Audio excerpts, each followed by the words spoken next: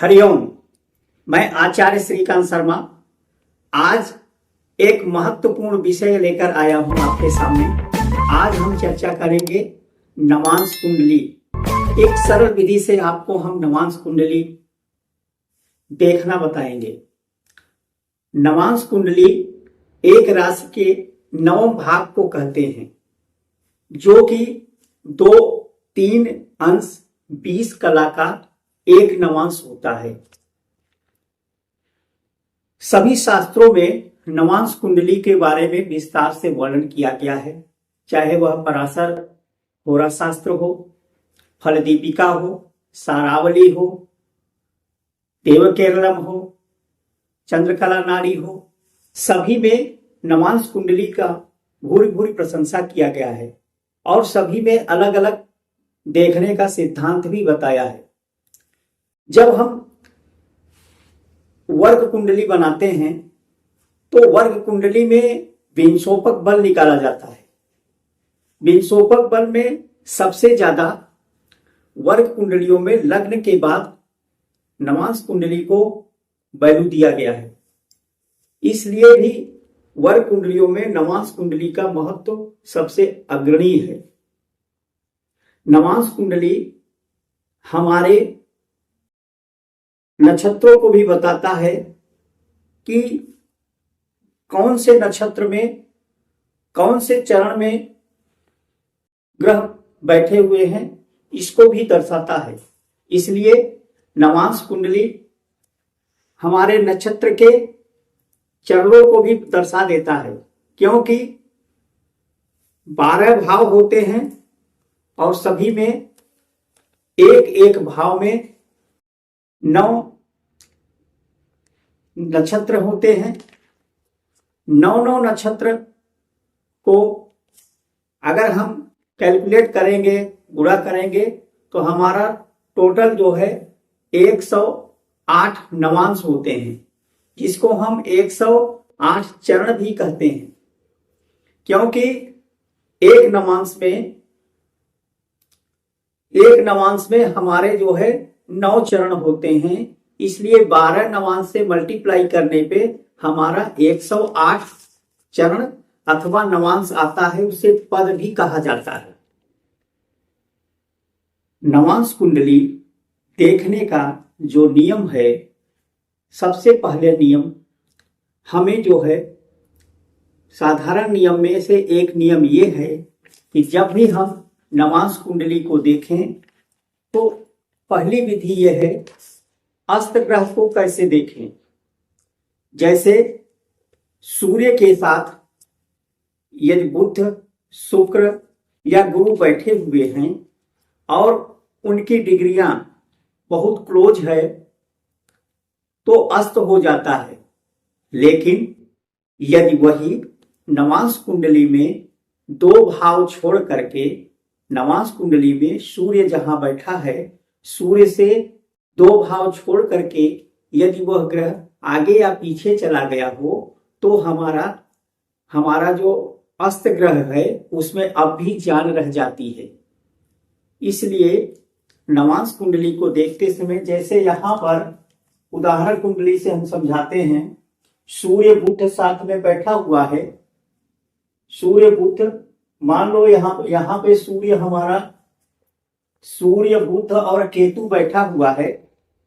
बुध यहाँ पे अस्त है तो नवांश कुंडली में देखेंगे, और केतु भी अस्त है तो नवांश कुंडली में देखेंगे कि क्या केतु भी यहाँ पर, केतु में कुछ जान बचा है।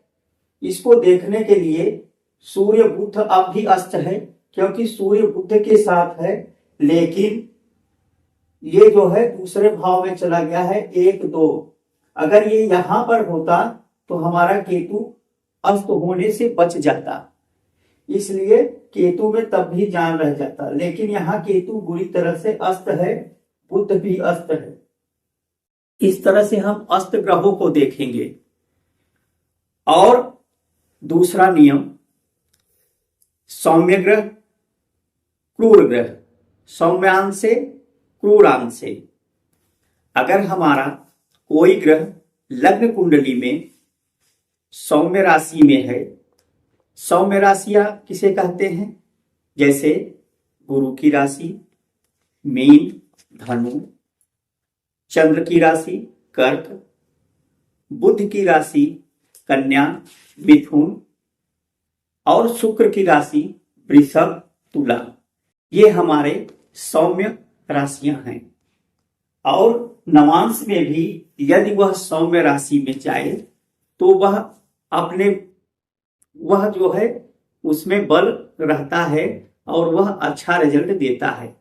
यदि कोई ग्रह लग्न कुंडली में सौम्य राशि में हो, जैसे मान लो कन्या राशि में हो और नवांश में जाकर के वो वृषभ राशि में चला जाए, मंगल की राशि में, सूर्य की राशि में, तो वह जो है क्रूर अंश में चला जाता है। क्रूर अंश जैसे सिंह राशि में चला जाए।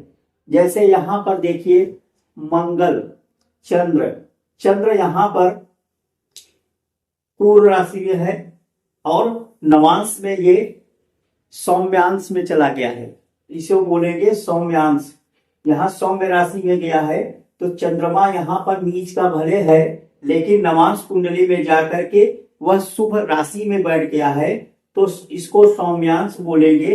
ये अपने भाव का रिजल्ट, जैसे भाग्य के अनुसार ये भाग्य का स्वामी है, भाग्येश है चंद्रमा यहाँ पे, तो नवांश कुंडली में यह सौम्यांश में गया है, सौम्य अंश में चला गया है, तो इसका रिजल्ट यहाँ पर ये नीच का है, यहाँ भले नीच भंग हुआ है लेकिन यहाँ पर आकर के ये सौम्यांश में चला गया है तो चंद्रमा यहाँ पर अच्छे रिजल्ट देंगे। उसी तरह से शुक्र यहाँ पर क्रूरांश में है और यहाँ भी क्रूर अंश में चला गया है। ये हमारा वर्गोत्तम हो गया है। वर्गोत्तम को कैसे समझेंगे? दूसरा नियम होता है वर्गोत्तम ग्रह को समझिए।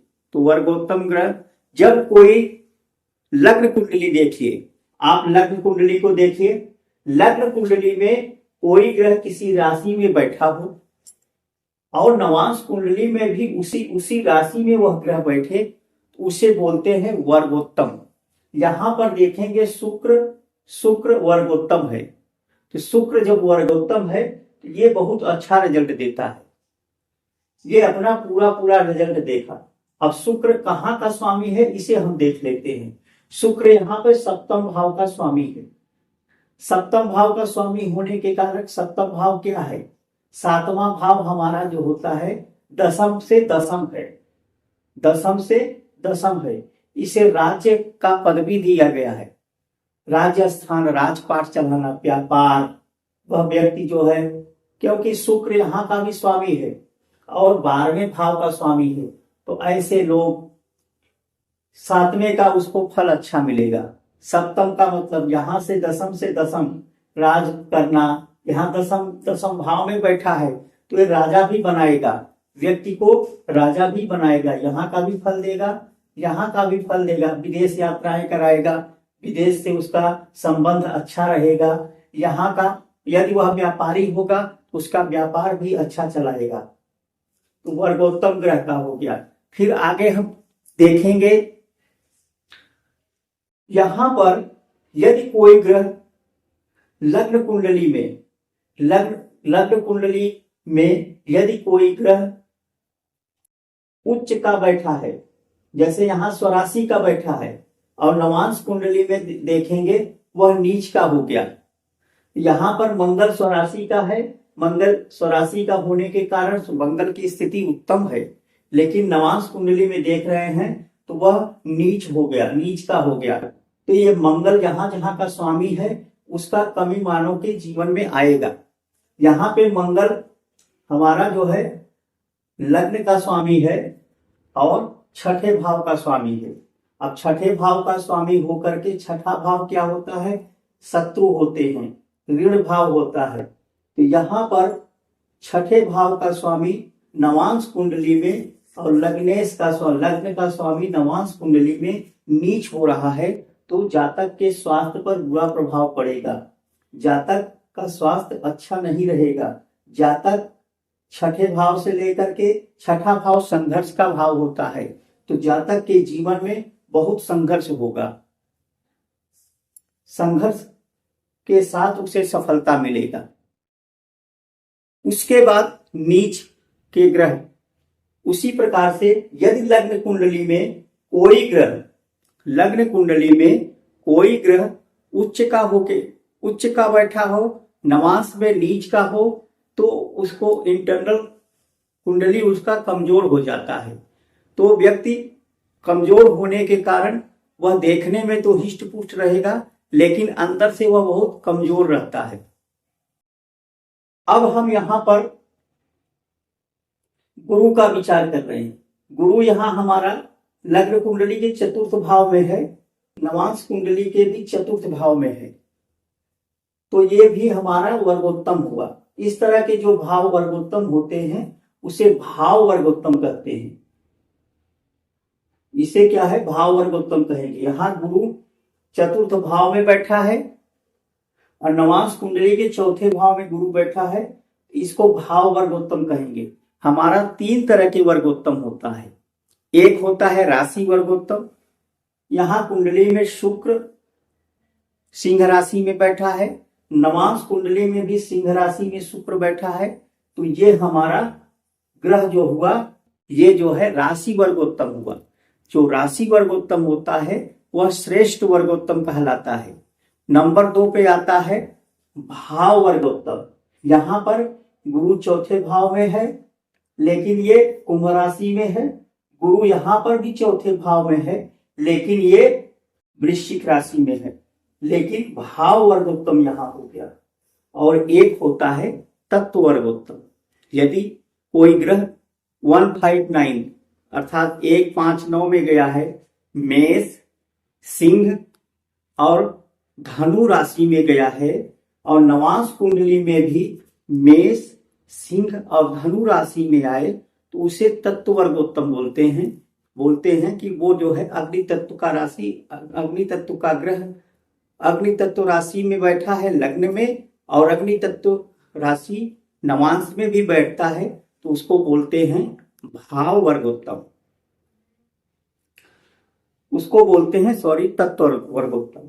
अब हम विचार करेंगे, अब जैसे विवाह के लिए, जैसे बहुत सारे ज्योतिषियों का कहना है कि नवांश कुंडली को हम विवाह के लिए देखते हैं।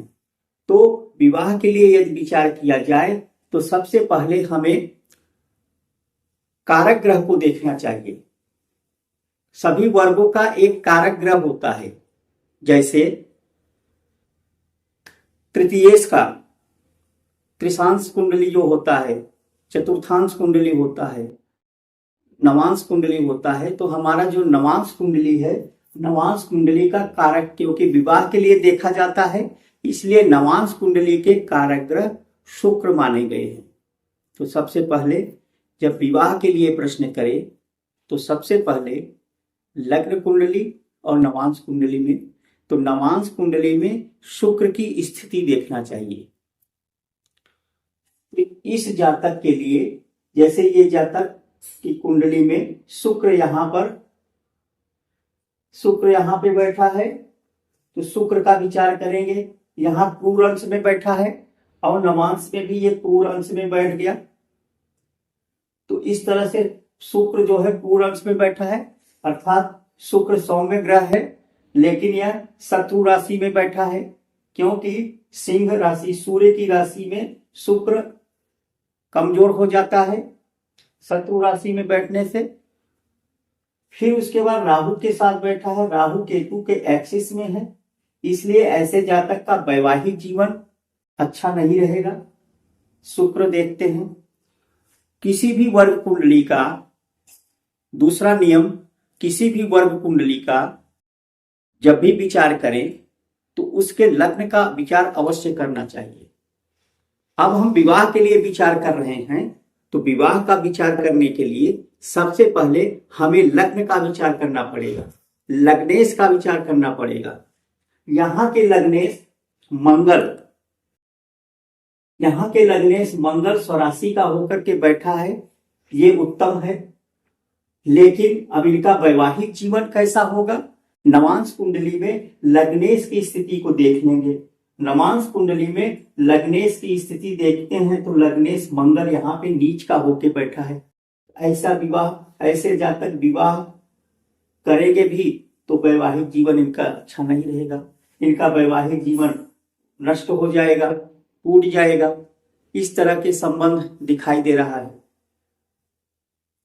यदि ये स्त्री जातक की कुंडली होता तो स्त्री जातक कुंडली अगर हो तो उसके लिए हमें कारक ग्रह शुक्र के साथ, हमें शुक्र के साथ कुंडली में शुक्र के साथ मंगल और गुरु को भी देखना चाहिए। यदि यह स्त्री जातक की कुंडली होती तो हम यहाँ पे गुरु की भी स्थिति देखते और साथ में मंगल की स्थिति भी देखते। तो इस प्रकार से उसके बाद हम सप्तम भाव का विचार करेंगे, क्योंकि हम विवाह का विचार कर रहे हैं। तो सप्तम भाव के स्वामी शुक्र यहाँ पे देखेंगे, सप्तम भाव के स्वामी शुक्र भी यहाँ पुनः राहु से पीड़ित है। इसलिए यह वेरीफाई होता है कि ऐसे जातक का विवाह सफल नहीं होगा, विवाह करेगा भी तो वो सफल नहीं होगा। इस तरह से आज हम कुंडली के सरल विधि से आपको समझाने का प्रयास किया और इसका नेक्स्ट पार्ट भी बनेगा। भगवान चाहेंगे तो अच्छा पार्ट फिर से बनाएंगे। तब तक के लिए नमस्कार, हरिओम।